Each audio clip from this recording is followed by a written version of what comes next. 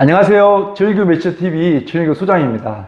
이 다가구주택의 종류에는 뭐가 있을까요? 이 5월 주택으로 구성된 것도 있고, 또 1층에 근생이 들어가는 상가주택도 있죠. 또는 대학생이나 직장인이 주로 거주하는 다중주택이나 원룸 건물이 있습니다. 다가구주택은 이 주변에 임차인의 수요가 풍부해야겠죠. 예를 들어 큰 기업이나 산업단지, 대학교 등이 가까울수록 공실 없이 운영할 수 있기 때문입니다. 그런데 말이죠, 앞으로는 이 대학교 인근에 대학생을 대상으로 임차하기 위한 원룸 건물은 피해야 할 것 같습니다. 매매든 신축이든 둘 다 마찬가지죠. 왜 그럴까요? 그 이유는 바로 말씀드리겠습니다.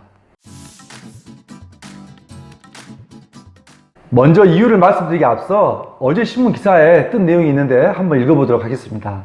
내년부터 일반 대학에서도 온라인으로 학사, 석사 학위를 따를 수 있게 된다.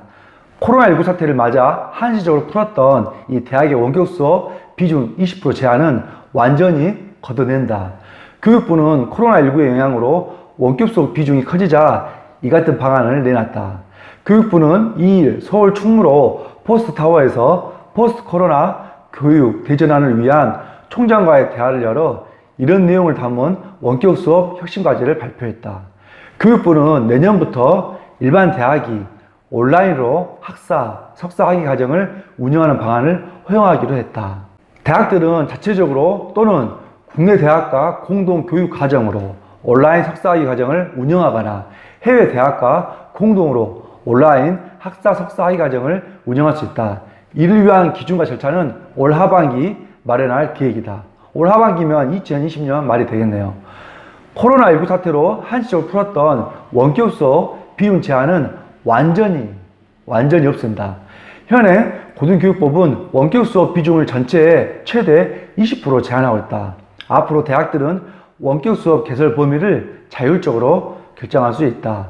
원격 수업의 이수학점 제한도 100% 원격 수업이 아니라면 대학에 맡긴다. 내용을 보니 어떤가요? 이 코로나로 인하여 많은 것들이 변했는데, 특히 교육 과정도 앞에서 본 신문기사 내용처럼 원격 수업으로 대체가 가능하다는 사실입니다. 앞으로 일반 직장인도 마찬가지로 재택근무가 활성화되겠죠. 아무튼 중요한 것은 이 다가구주택, 상가주택, 특히 원룸 건물은 대학교 근처에 대학생을 임차인으로 두기 위해 건물을 매매하는 것이나 신축하는 것은 공실 우려가 높아 위험하다는 것이죠. 이처럼 이수학점을 따는 데 있어 원격 수업이 가능하게 되면 굳이 학교에 통학을 할 필요가 없기 때문이죠. 즉, 다시 말해서 원격 수업이 가능하다는 것은 통학이 필요가 없고, 또 통학이 필요가 없으니까 대학의 몰락이라고 볼 수 있죠. 대학의 몰락은 다르게 표현하자면 대학 상권의 몰락이라고 볼 수 있습니다.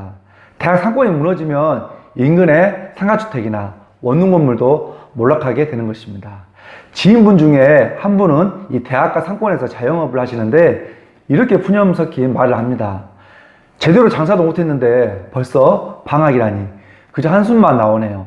코로나 여파로 대학들이 1학기를 비대면 수업으로 실시하면서 경제적 타격을 입은 대학가 상권들이 벼랑 끝으로 몰리고 있는 거죠. 대학가 상권은 개강 특수도 누리지 못한 채 최근 방학까지 맞이하면서 학생 등 소년들의 발걸음이 더욱 줄어들었기 때문입니다. 이 대학교 인근 카페에는 학생들로 분배할 시간에 손님이 거의 없죠. 눈앞에 여름방학도 문제지만 코로나 사태 장기화로 혹여나 2학기 수업도 비대면으로 이어지는 것은 아닌지 대학 상권 자영업자분들의 우려의 목소리는 적지 않습니다. 주차장 허용이 가능한 조건에 19세 때까지 가능한 원룸 건물은 공실이 없다면, 정말 공실이 없다면 수익률은 적지가 않죠. 하지만 이처럼 원격 수업이라든지 또 학생 수가 줄어들어 공실로 이어지게 되면 수익률에 큰 영향을 받겠죠. 지방 모 대학 인근 원룸 건물 수익률이 20% 가깝게 나온다고 하더라도 있는 그대로 볼 수 없는 수익률인 거죠. 3분의 1이 공실이 생기면서 이자 내는 것도 녹록지 않은 원룸 건물주도 많습니다. 비단 대학교 인근 원룸 건물뿐만 아니죠. 원룸의 특성상 임차인들의 전입 전출이 잦은 것도 문제입니다. 투룸이나 쓰리룸은 가정집이라 전출이 많지 않은데 아이들이 있기 때문에 한 번 이상 연장하면서 사는 것에 반해 이 원룸에 사는 임차인들은 대개 퇴사, 발령, 결혼, 정근 등 여러 가지 이유로 전출이 잦기 때문에 일일이 임차인 바뀔 때마다 뭐 도배나 장판 등 수리할 게 많아지는 이유도 한몫하죠. 그리고 원룸에 사는 사람들이 되게 집도 험하게 쓰는 경우가 많아 집안에서 뭐 담배를 피운다거나 변기에 아무거나 버려서 변기가 막히고 벽지가 담배 찌드는 등 건물에 훼손되는 경우가 많습니다. 이러한 이유로 원룸 건물 매입을 생각하시는 분이나 원룸 건물 신축을 하려고 생각하시는 분들께서는 이 점을 잘 알고 투자를 하시면 손해를 보지 않을 거라고 생각합니다. 오늘 방송은 여기서 마치도록 하겠습니다. 방송이 마음에 들었다면 구독, 좋아요, 알람 설정 부탁드리겠습니다. 끝까지 시청해 주셔서 감사합니다.